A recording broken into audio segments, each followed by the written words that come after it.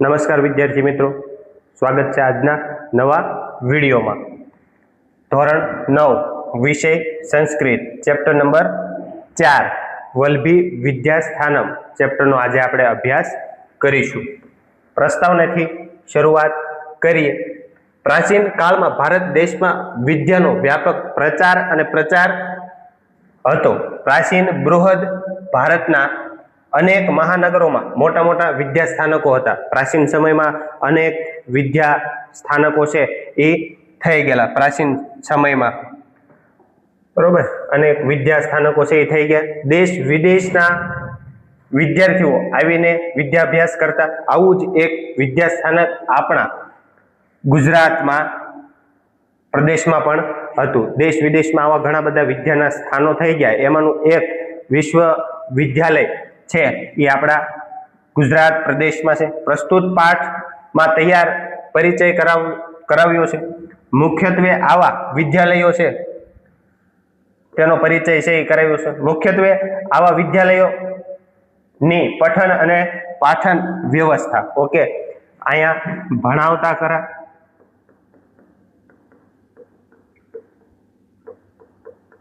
ભણવું અને ભણાવવું, બરોબર. પઠન અને પાઠન વ્યવસ્થા, અનેક વિષયોનો ખ્યાલ આવે તે રીતે પાઠ છે એ તૈયાર કરવામાં આવતા હતા. પાઠનું વિષય વસ્તુ ભૂતકાળ સાથે સંકળાયેલું હોવાથી આ પાઠમાં વાક્યોમાં, બરોબર, ભૂતકાળના ક્રિયાપદોનો પ્રયોગ છે એનું શીખવાનું લક્ષ્ય પણ રાખવામાં આવ્યું છે. ભૂતકાળના ક્રિયાપદો એટલે સ્મથી જેટલા પણ વાક્ય બને છે એ બધા વાક્યો કેમાં છે? ભૂતકાળમાં છે, બરોબર. પાઠની ભાષા સરળ હોય. ક્રિયાપદોના અભ્યાસની સાથે સાથે નામપદોના રૂપો પણ તથા સમાસનો પણ અભ્યાસ છે એ અહીંયા કરવાનો છે. જોઈએ, પાઠથી શરૂઆત કરીએ. સંપ્રતિ વિવિધાઃ વિશ્વવિદ્યાલયાઃ સુપ્રસિદ્ધાઃ સંતિ. ઓકે, અત્યારે સંપ્રતિ એટલે અત્યારે વિવિધ વિદ્યાલયો છે એ કેવા છે? પ્રસિદ્ધ છે. તેષુ કેચન એતાદૃશાઃ સંતિ. તેમાં કેટલાક એવા છે યત્ર અધ્યયનાર્થ પ્રવેશમ પ્રાપ્તઃ છાત્રઃ. ત્યાં અધ્યયન માટે પ્રવેશ મેળવીને વિદ્યાર્થીઓ, છાત્ર એટલે વિદ્યાર્થીઓ, સ્વ આત્માનં ધન્યમ મન્યતે. પોતાની જાતને છે એ કેવી માને છે? ધન્ય માને છે. ગુજરાતમાં પણ આવા કેટલાક વિશ્વવિદ્યાલયો આવેલા છે જ્યાં પોતે, બરોબર, પોતે વિદ્યાર્થીઓ, છાત્ર છે એ પોતે ત્યાં પ્રવેશ મેળવીને પોતાની જાતને કેવી માને છે? ધન્ય માને છે. એવમેવ પુરા કાલે અપી અસ્માકમ ભારત દેશે. એમાં એ જ રીતે જૂના જમાનામાં આપણા ભારત દેશમાં, બરોબર, જૂના જમાનાની વાત છે, આપણા ભારત દેશમાં એતાદૃશાઃ બહવઃ વિશ્વવિદ્યાલયઃ આસિત.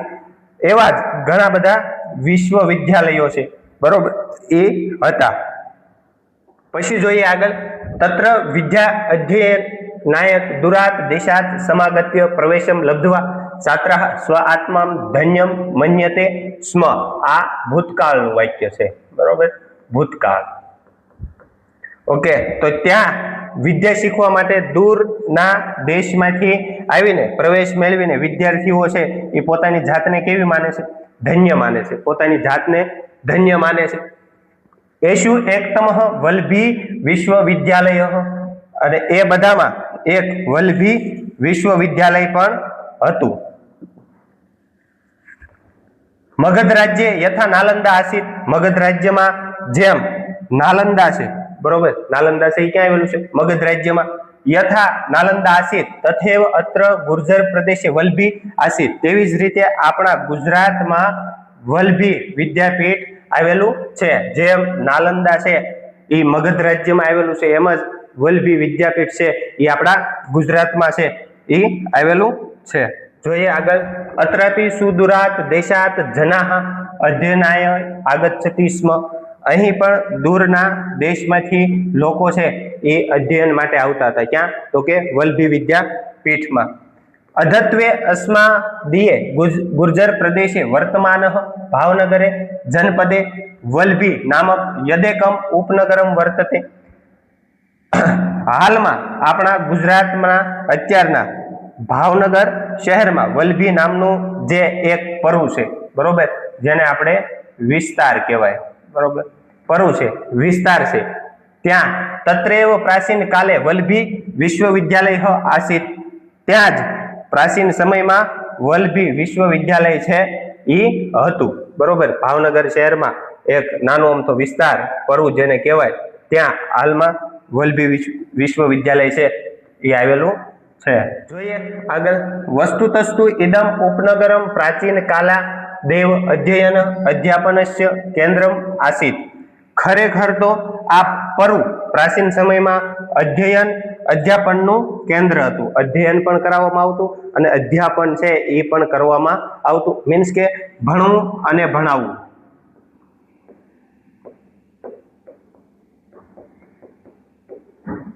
બરોબર, એનું કેન્દ્ર હતું. પૂર્વમ અત્ર અષ્ટાદશ વિદ્યાયાઃ પઠનમ પાઠનમ ચ ભવતી. અગાઉ અહીંયા 18 વિદ્યાઓનું છે એ પઠન અને પાઠન છે એ કરાવવામાં આવતું. કુલ કેટલી વિદ્યાઓ? તો કે 18 જેટલી વિદ્યાઓ છે એનું પઠન અને પાઠન છે એ કરાવવામાં આવતું હતું. અધ્યયન અને અધ્યાપન, પઠન અને પાઠન છે એ કરાવવામાં આવતું હતું. એતાસુ વિદ્યાસુ ચત્વારો વેદાઃ. આ વિદ્યાઓમાં 4 છે એ શું વેદો છે. ષટ વેદાંગાની અને 6 જેટલા વેદાંગો છે. પુરાણમ ન્યાય મીમાંસા સ્મૃતિ આયુર્વેદ ધનુર્વેદ ગંધર્વવેદ અથર્વવેદા ચત્વારઃ ઉપવેદાઃ ચ સમાવિષ્ટઃ સંતિ.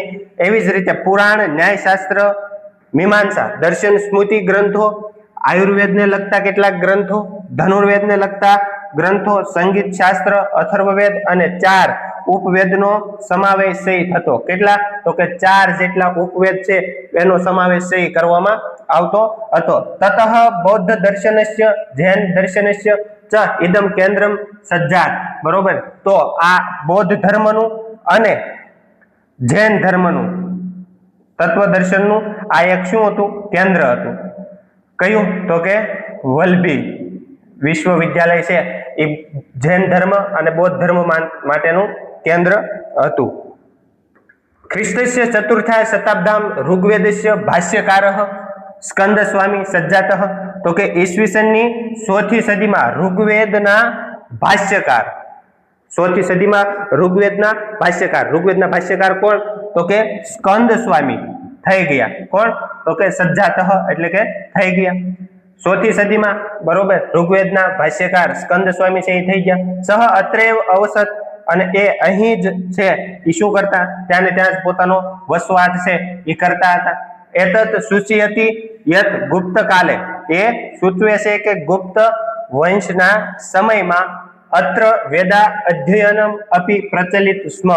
અહીં વેદ અધ્યયનનું પણ છે એ ચાલતું હતું. ક્યાં? તો કે વલ્લભી વિશ્વવિદ્યાલયમાં પહેલાના જમાનામાં વેદ અધ્યયન છે એ પણ ત્યાં કરાવવામાં આવતું હતું. જોઈએ આગળ.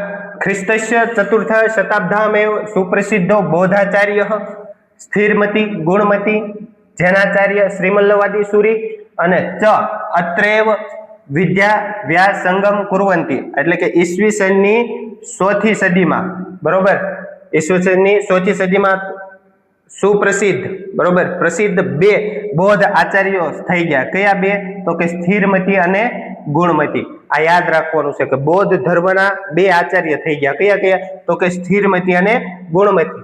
તથા જૈન આચાર્ય શ્રીમલ્લવાદી સુરી અહીં જ વિદ્યા છે અભ્યાસ કરતા હતા. અને જે શ્રીમલ્લવાદી સુરી છે, બરોબર, જૈન ધર્મના આચાર્ય, બરોબર, તો એ પણ અહીં અભ્યાસ કરતા હતા. ક્યાં? તો કે વલ્લભી વિદ્યાપીઠમાં. એતદ સૂચયતિ યદત્ર જૈન બૌદ્ધ દર્શનાનામ અપી અધ્યયન પ્રચલિત સ્મ. એ સૂચવે છે કે જૈન દર્શન અને બૌદ્ધ દર્શન નું અધ્યયન પણ ચાલતું હતું. જૈન ધર્મ અને બૌદ્ધ ધર્મનું અધ્યયન છે એ પણ વલ્લભી વિદ્યાપીઠમાં ચાલતું હતું. અત્ર યથારુચિ યથામતિ છાત્ર અપઠન. અને અહીં અભિરુચિ, રસ અને મતિ, બરોબર, રસ અને મતિ પ્રમાણે વિદ્યાર્થીઓ છે એ ભણતા હતા. પ્રવેશાર્થમ અત્ર પ્રવેશ પરીક્ષા અપી ભવતી સ્મ. અને પ્રવેશ માટે અહીંયા પ્રવેશ પરીક્ષા પણ છે એ થતી હતી. વલ્લભી વિદ્યાપીઠમાં પ્રવેશ લેવો હોય તો ત્યાં પોતે એક આખી પરીક્ષા છે એ આપવી પડે અને પછી આપણને અંદર પ્રવેશ મળતો અભ્યાસ માટે. તામુતિર્ય એવ અત્ર છાત્રસ્ય પ્રવેશ શક્યમ આસીત, અને તેમાં ઉત્તીર્ણ તામુતર્ય બરોબર તેમાં જે ઉત્તીર્ણ થઈને અહીં વિદ્યાર્થીઓને પ્રવેશ છે એ કેવો બનતો? શક્ય બનતો. તેમાં જે ઉત્તીર્ણ થાય એને વલ્લભી વિદ્યાપીઠ પાસે એ પ્રવેશ મેળતો. જોઈએ આગળ. ખ્રિસ્તસ્ય પંચમ્યામ શતાબ્દામ ઇદમ ઉપનગરમ મૈત્રકાણામ રાજધાની આસીત. ઓકે, ઈસુ ખ્રિસ્તની 5મી સદીમાં આ પરુ કોનું હતું? તો કે મૈત્રક રાજાનું પાટનગર હતું. બરોબર, આ છે એ પ્રશ્ન આઈએમપી છે. ઓકે, એની રાજધાની મૈત્રકાણા. બરોબર, મૈત્રકાણામ વ્યવસ્થાનુચારમ અધ્યયનસ્યમ સમાપ્ત અંતરંતરમ વાદ સભાયામ શાસ્ત્રાર્થ ભવતિ સ્મ, અને મૈત્રકોની શાસન વ્યવસ્થા પ્રમાણે બરોબર અધ્યયનની સમાપ્તિ પછી બરોબર અધ્યયન છે એ પૂરું થાય એના પછીની વાત છે. સરસા સભામાં શાસ્ત્રાર્થ થતો. શાસ્ત્રાર્થમાં જુદા જુદા મતાંતરોનું ખંડન થતું. અહીં કીધું છે કે શાસ્ત્રાર્થે વિભિન્નામ મતમ મતાંતરાણામ ખંડનમ મંડનમ પૂર્વક વિમર્શઃ ભવતિ. બરોબર, એ સભામાં જે કાંઈ શાસ્ત્રાર્થનું જ્ઞાન છે એ મળે છે એમાં જુદા જુદા મત છે, મતાંતરોનું ખંડન મંડન પૂર્વક છે એ ચિંતન કરવામાં આવતું હતું, વિચાર કરવામાં આવતો હતો કે આ જે કાંઈ સભાઓ ભરાય છે શાસ્ત્રને લગતી હોય કે કોઈ પણ વેદોને લગતી હોય તો એ સભા માટે તેમાં ખંડન મંડન છે એ કરવામાં આવતું હતું અને વિચાર વિમર્શ છે એ પણ થતું હતું. અનેકસ્મે વિજય ઈ જનાય રાજા પારિતોષિક રૂપેણ ભૂમિ અયચ્છત. અનેક વિજેતાઓને બરોબર રાજા ઉપહાર તરીકે શું આપતા હતા? ભૂમિ આપતા. બરોબર, ભૂમિ છે એ આપતા, જમીન. બરોબર, કોઈ પણ સભામાં વિજેતા બને તો એ વિજેતા થયેલા રાજાઓને બરોબર શાસ્ત્રમાં વિજેતા થયેલા રાજાઓને ઉપહાર તરીકે, ભેટ તરીકે બરોબર ભેટ તરીકે રાજા શું આપતા? ભૂમિ આપતા. કદાચિત વિજયાયી જનાનામ નામાની વિદ્યાપીઠસ્ય દ્વારે ઉટંકિતાની અભવત. ક્યારેક વિજયી વ્યક્તિઓના નામ વિદ્યાપીઠના દ્વાર ઉપર શું કરવામાં આવતા હતા?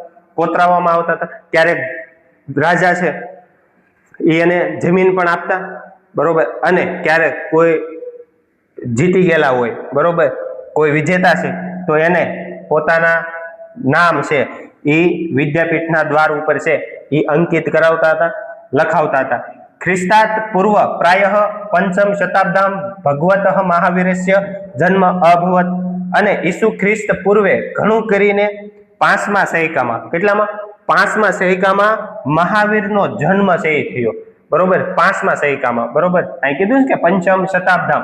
ઓકે, 5મા સૈકામાં કોનો? ભગવાન મહાવીર સ્વામીનો જન્મ છે એ થાય છે. તસ્મિન કાલે ભગવતા મહાવીરેણ યહ ઉપદેશ પ્રદત્ત છ આગમ નામના પ્રસિદ્ધ વર્તતે. અને તે સમયે ભગવાન મહાવીરે જે ઉપદેશ છે એ આપ્યો હતો તે આગમના નામે જાણીતો હતો. અહીં કીધું ને કે આગમ છે એના નામે જાણીતો હતો. ભગવાન મહાવીર સ્વામી જન્મા પછી જે કાંઈ ઉપદેશ આપ્યો એ કયા નામે? તો કે આગમ નામે જાણીતો હતો. અયમ આગમ વર્ષ પંચશતમ યાવત મૌખિક પરંપરાયામ સુરક્ષિતમ આસીત.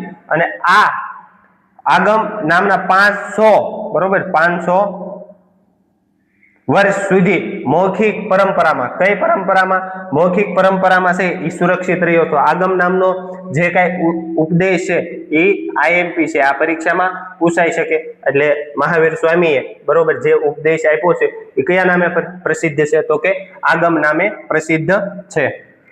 एवं हि श्रूयते यत् ख्रिस्तस्य तृतीयां शताब्दां नागार्जुन नामना प्रसिद्धस्य विदुषः अध्यक्षतायाम एका जैन साधुनाम समिति मिलिता. बरोबर, એવું સંભળાય છે કે ઈસુ ખ્રિસ્તના ત્રીજા સૈકામાં, કેટલામાં? ત્રીજા સૈકામાં નાગાર્જુન નામના પ્રસિદ્ધ વિદ્વાનો, નાગાર્જુન નામનો પ્રસિદ્ધ વિદ્વાન છે એની નીચે અધ્યક્ષ ક્ષમતામાં જૈન સાધુઓની એક સભા છે એ મળી હતી. અહીં કીધું ને કે જૈન સાધુનામ સમિતિ મિલિતા, જૈન સાધુઓની એક સભા છે એ મળી હતી. અશ્યામ આગમ નામ લેખનસ્ય પ્રસ્તાવો અભવત અને આ સભામાં આગમ નામના ગ્રંથનો છે લેખન કરવું છે એવો એ શું કરે છે? પ્રસ્તાવ કરે છે. અત્ર લેખન બધા વાણી વલ્ભી વાચના નામના પ્રસિદ્ધ સત અને એમાં જે અહીં લખાણથી બદ્ધ થયેલી વાણી છે એ કયા નામે ઓળખાતી હતી? બરોબર, તો એ કયા નામે? વલ્ભી વાચના તરીકે છે એ વાણી છે એ ઓળખાતી હતી. જોઈએ આગળ. ખ્રિસ્તસ્ય નવમ્યામ શતાબ્દમ વલ્ભીનગરમ વિનાશઃ અભવત. બરોબર, તો કે ખ્રિસ્તની 9મી સદીમાં બરોબર વલ્ભીનગરનો શું થયો? વિનાશ થયો. 9મી સદીમાં વલ્ભીનગરનો શું થાય છે? વિનાશ છે એ થાય છે. પરંતુ તસ્ય અવશેષસ્ય અધ્યાપી તસ્ય સમૃદ્ધિમ સૂચયંતી, પરંતુ તેના અવશેષો બરોબર કોઈ પણ વસ્તુ વિનાશ થાય તો એના અવશેષો છે એ આપણને જોવા મળતા હોય છે, એટલે એના અવશેષો છે એ આજે પણ તેની જાહો જલાયેલી છે એ સૂચવે છે. એવમ ભારતસ્ય પ્રાચીનેષુ વિદ્યા કેન્દ્રેષુ વલ્ભી એકતમ આસિત. બરોબર, આ જ રીતે ભારતમાં પ્રાચીન વિદ્યા કેન્દ્રોમાં વલ્ભી એક હતું. ઇતિહાસે ચ અધ્યાપી વર્તતે, અને હાલમાં બરોબર ઇતિહાસમાં આજે પણ વલ્ભી વિદ્યાપીઠનું નામ છે. ઓકે, એટલે ઘણા બધા આવા વિશ્વવિદ્યાલયો છે એમાં છે. વિડીયો ગમ્યો હોય તો લાઈક, શેર અને સબસ્ક્રાઇબ કરવાનું ભૂલતા નહીં. આભાર, થેન્ક યુ, ધન્યવાદ.